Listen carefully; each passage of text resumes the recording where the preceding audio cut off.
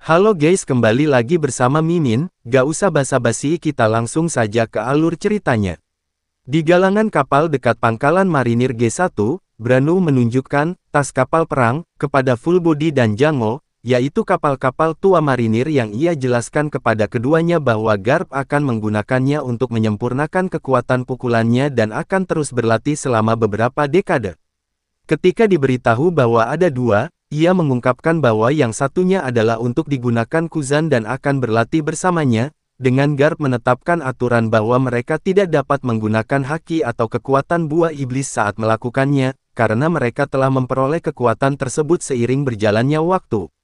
Kembali di Hachinosu, Sanjuan Wolf dipukul dari pulau ke laut oleh Garp yang membuat para bajak laut terkejut karena ia berhasil mengalahkannya dengan mudah. Vasco Shot mencoba menggunakan kekuatan minuman kerasnya untuk menembakkan bola api ke Garp, tetapi ia menangkisnya dengan menangkap dua bajak laut dan menggunakan mereka sebagai perisai. Para bajak laut menyadari bahwa reputasi Garp mendahuluinya, dan bahwa Blackbeard akan membunuh mereka jika Garp menghancurkan pulau itu. Kujaku melaporkan semua tawanan sudah berada di atas kapal dan mereka bersiap untuk pergi.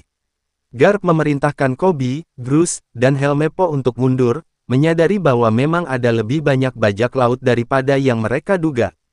Kuzan menghadapi Garp sekali lagi, menyatakan ia tidak bisa membiarkan mereka pergi. Sebelum mereka bisa melakukannya, Koby mendengar seorang wanita meminta bantuan, percaya bahwa salah satu sandera tertinggal. Namun, Bruce berteriak bahwa itu adalah jebakan, dan tawanan itu adalah salah satu bajak laut wanita. Sesuatu menyerbu ke arah Koby, yang terdeteksi oleh Garp, dan mendorong Koby hingga menjauh, lalu ditusuk di perut oleh Shiryu, yang menggunakan kekuatan tak kasat matanya untuk menyelinap mendekat. Garp meninju Shiryu hingga jatuh ke tanah, tetapi kerusakannya sudah terjadi karena ia berhasil melukai Garp. Melihat peluang mereka, para bajak laut mencoba menyerang Garp saat ia melemah, dengan menyatakan bahwa ia memiliki nilai buruan Cross Guild sebesar 3 crown yang bernilai 3 miliar. Kuzan menyerbu masuk, dengan menyatakan kepada para bajak laut bahwa meskipun tangan dan kaki Garp diikat, mereka tetap tidak akan dapat membunuhnya. Saat ia melapisi tinjunya dengan es, Kuzan mengingat kembali hari-hari pelatihan mereka saat ia meminta Garp untuk menerimanya sebagai murid. Garp menolak, karena tidak ingin terikat saat melatihnya dan mendapatkan pelatihan dari instruktur marinir.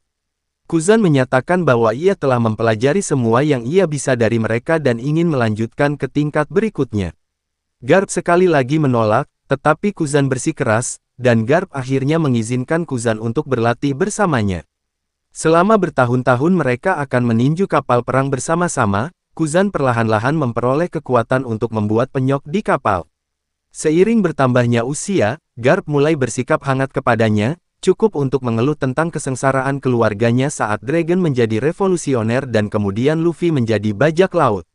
Akhirnya Kuzan menjadi laksamana, dan ironisnya, Garp akan mengunjunginya dan makan camilan meskipun dia sedang sibuk.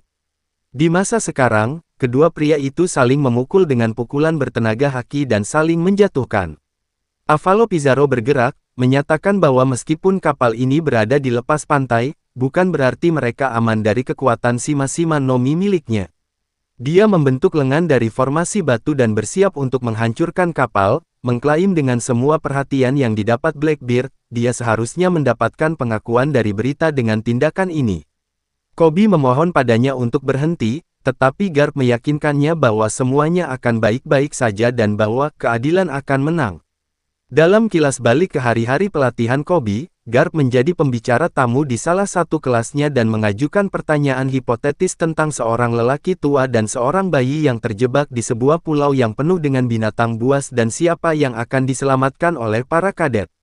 Koby menjawab untuk memberikan perahu kepada keduanya dan tetap tinggal, tetapi Garp menganggap itu salah, mengatakan jawaban terbaik adalah membiarkan lelaki tua itu mati dan menyelamatkan bayi karena mereka memiliki harapan hidup yang lebih tinggi.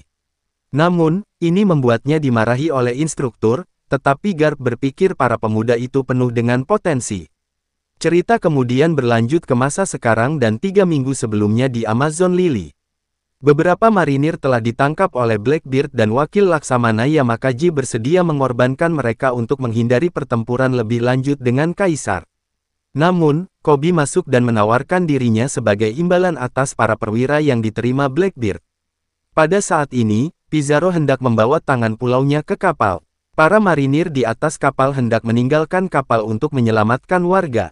Kembali ke pulau, Koby bertanya kepada Garp apa yang dapat mereka lakukan, dan Garp memberitahu mereka bahwa mereka akan menghentikan tangan itu, yang membuat Grus, Helmeppo, dan Koby terkejut.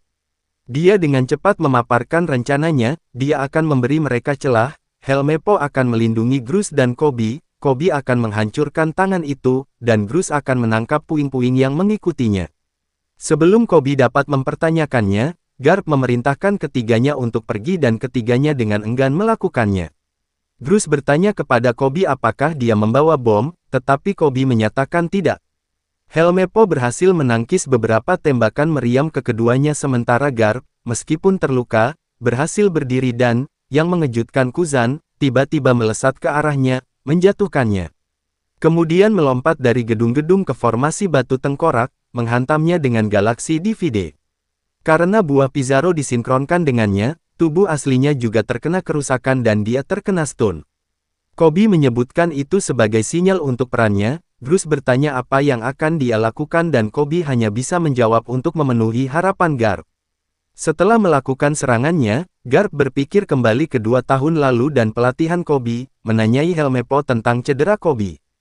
Helmeppo mengungkapkan bahwa, meskipun Garp berlatih keras, Koby masih merasa belum cukup kuat dan perlu berusaha lebih keras. Jadi, setiap malam dia akan menyelinap pergi dan meninju tas kapal perang bahkan dengan mengorbankan dirinya sendiri. Kembali ke masa sekarang, Koby melompat ke tangan saat Pizarro mulai menjatuhkan tangan pulau itu ke kapal marinir. Dengan marinir dan warga sipil panik dan para bajak laut mengejek dan mengejeknya, Koby berakhir dan meninju tinju itu dengan dampak kejujurannya sendiri. Ini menghancurkan tangan dan lengan pulau itu sepenuhnya dan melukai Pizarro dengan parah dalam prosesnya yang membuat semua orang kagum saat Garp tertawa geli. Helmeppo menangkap Koby sementara Grus menggunakan kekuatan tanah liatnya untuk melindungi kapal dari batu yang jatuh, sebelum ketiganya mendarat di kapal. Tashigi memanggil Garp untuk bergabung dengan mereka, tetapi Garp menyuruh mereka melanjutkan perjalanan tanpanya. Meyakinkan marinir di atas kapal bahwa ia akan menemukan jalan keluar sendiri meskipun Koby ingin kembali untuknya.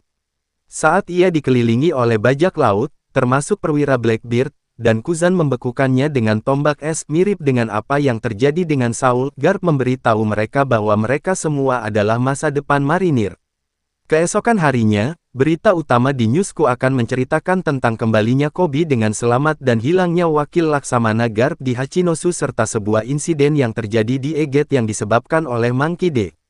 Luffy, salah satu kaisar laut yang baru, yang membarikade dirinya di Pulau Eget, karena armada Kizaru kini telah tiba di pulau itu.